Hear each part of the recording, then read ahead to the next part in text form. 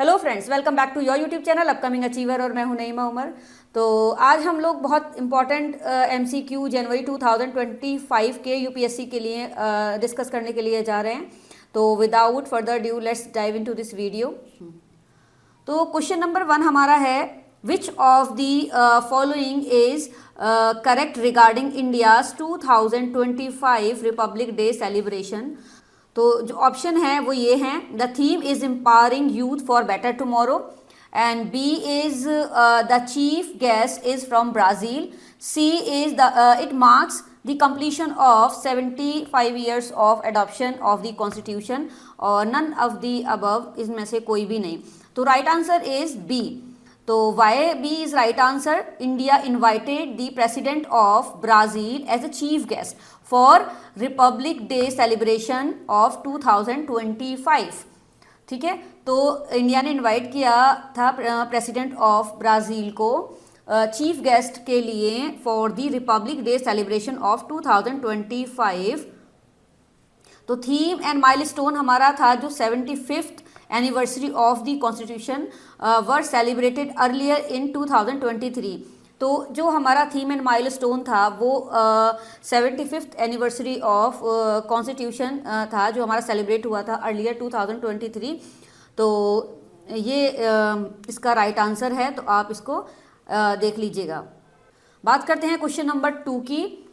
Which of the statement is true about the green hydrogen mission India, है ना। तो green hydrogen mission India के related कौन सा स्टेटमेंट ऐसा है जो हमारा इसके ऊपर जाता है। ठीक है, the mission aims to make India a global hub for green hydrogen production, and second the target include producing 5 million metric ton of green hydrogen annually by 2030, and third one is focus only on renewable energy sources like wind and solar। तो option इसमें जो दिए गए हैं given है कि मतलब इसका जो राइट आंसर है वो इसके अकॉर्डिंग ए है। तो हमारा जो ये हमारा फर्स्ट वन है और सेकंड वन है ये हमारा राइट आंसर है। ठीक है, इतनी बात समझ में आई।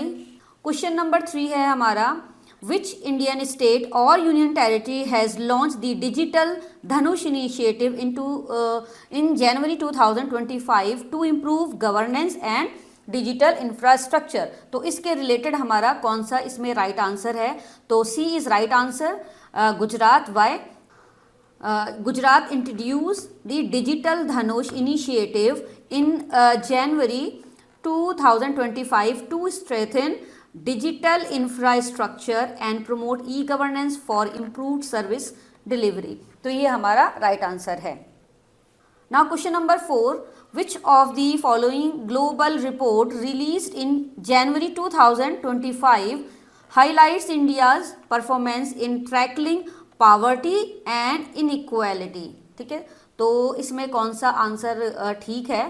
तो इसमें जो ऑप्शन दिए हैं, global multi dimensional poverty index 2024, world inequality report 2025, C UN human development report 2024, D global economic outlook 2025। तो right answer is B. Why the world inequality report 2025 released हमारी जनवरी में हुई, highlights India's efforts in reducing inequality through welfare scheme and targeted programs। like इसमें जो world inequality report 2025 में release हुई थी तो जनवरी में, तो उसमें ये हाईलाइट किया गया था कि जो भी हमारे इंडिया ने एफर्ट्स लगाए थे रिड्यूसिंग इनइक्वालिटी किस तरह से through welfare scheme and targeted programmes. और एक बहुत ही इंपॉर्टेंट चीज़ है जब हम बात करते हैं इन ऑप्शंस की, ठीक है, हम इन ऑप्शंस की अगर हम बात कर रहे हैं तो अगर मान लीजिए हमारा बी राइट आंसर है तो इसका मतलब ये नहीं है कि हमें इसको छोड़ देना है, हमें इसको छोड़ देना है, इसको छोड़ देना है। आपको क्या करना है, फिगर आउट करना है। ठीक है, कि ये कब हुए थे, ये कैसे हुए थे और इनकी हिस्ट्री क्या है ना, और इनके रिगार्डिंग सारी डिटेल्स को हमें कलेक्ट करना है ताकि इनके रिलेटेड कोई भी क्वेश्चन अगर हमारे यूपीएससी में आ जाता है तो हमको उसके लिए हमें उसे छोड़ना ना पड़े। ठीक है, question number 5, which of the following statement is true about recent cyclone Mahadavi, जो रीसेंट साइक्लोन आया था जनवरी 2025 में Mahadavi, which struck the Indian coast in January 2025। तो उसने मतलब इसमें जो स्टेटमेंट है इसके रिलेटेड कौन सा आपका ट्रू है ना। तो फर्स्ट है हमारा it form in the Arabian sea, second है हमारा it cause significant damage to coastal infrastructure in Kerala and Karnataka.